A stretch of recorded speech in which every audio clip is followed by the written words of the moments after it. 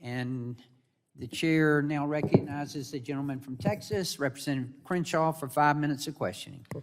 Thank you to the chair. Thank you for helping me out as I run from another committee. Mr.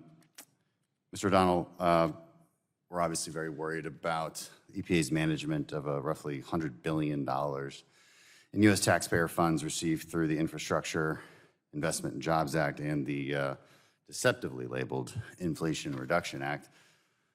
Of all the dubious programs, and there are many, one of the most concerning is the $30 billion for the EPA Greenhouse Gas Reduction Fund and Environmental Justice Block Grants, which funnels taxpayer funding directly to radical environmental groups. And shockingly, I say that with extreme sarcasm, some of these pass-throughs who are receiving IRA funding have direct ties to other organizations such as the Indigenous Environmental Network, which was responsible for the violent and illegal protests of the Dakota Access Pipeline.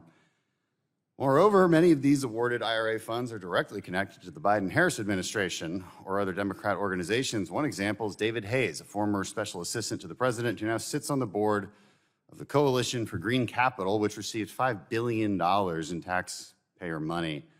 It's hard not to read that and just, it's hard to read that and not be infuriated by what seems to be just overt corporate cronyism.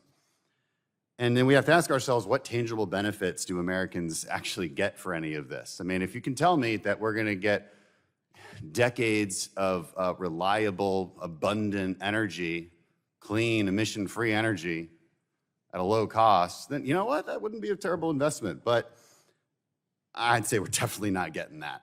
A lot of people are getting rich, but we're not getting that. They'll have you believe that these nonprofit groups are going to help prevent climate change, make our weather better, improve the environment. But the truth is EPA has little to any safeguards to ensure that this money is even spent appropriately. And, you know, I have to point out, if we were serious about reducing climate change and we had to spend $100 billion on it, then I think we would direct that money to reduce emissions by providing baseload power, like new nuclear plants. It's unclear how much more gigawatts of energy we could build with $100 billion, maybe 10, maybe whatever the number is. It's definitely more than what we're going to be creating with all of these pass-through programs. And that's assuming that solar energy actually worked all the time. Of course it doesn't, because at night it just doesn't work. It's intermittent energy. So this is a very non-pragmatic approach to clean energy. Pointed that out a million times on this committee. And I appreciate the work you all are doing at your office. But without additional oversight, these funds just can't be efficiently managed. And based on your testimony, I think I'm concerned about the culture at the EPA, which seems to be pretty resistant to transparency overall. I'll just ask you a general question, and in our limited time here, you've highlighted the unprecedented funding flowing through new programs created by the Inflation Reduction Act. Has the agency done enough to ensure that funds distributed through the Greenhouse Gas Reduction Fund are managed responsibly? Are you funded to do that? We are not funded to do that. The EPA has given us what they call gold standard meetings. We have met with them. I know that the agency is concerned about this. They have stated their concern, but they've also said that they're relying on us to make sure, they're relying on the OIG to make sure that these funds are expended appropriately, knowing that we aren't funded to do that. What mechanisms do you have to actually look at subcontractees? I've seen a list of contractors, which are just which groups of nonprofits that then get to spend the money how they see fit in many cases. Do you really have the ability to audit some of these subcontracts? Yes, we can do that. But you just said you're not funded to do that. Oh, so we can. We have the authorities to do it. Do we have the capacity to do it? No. Okay. And how much money would that take? I mean, they put $100 billion into this, but they didn't put a dime into additional oversight for it. How much money would it take to? I believe that, as we've said before, a fraction of a penny for every dollar that the EPA sends out would be sufficient for us. Okay. Well, there was a lot of dollars sent out. It's a lot of pennies.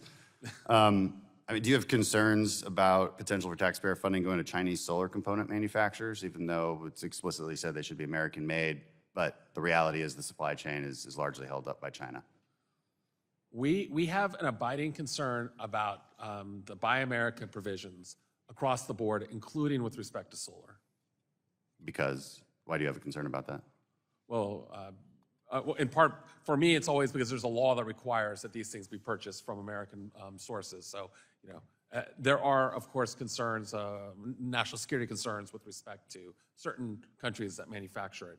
I understand, but what are your concerns Our about concern the is that provision? the EPA's guidance and oversight of these is quite poor. I mean, as I've said earlier, if you talk to stakeholders, they find the guidance so nebulous that they are deeply concerned that they are not complying with the BABA requirements, for example, that there's enough gray area in the guidance for people to come in and make money or to take over that industry where they themselves, and I'm speaking from the manufacturers, have been pretty fastidious in trying to meet the spirit of BABA. So that's an example of where we have a concern. Because ultimately, we're the ones who will have to bring these cases to the Department of Justice to prosecute.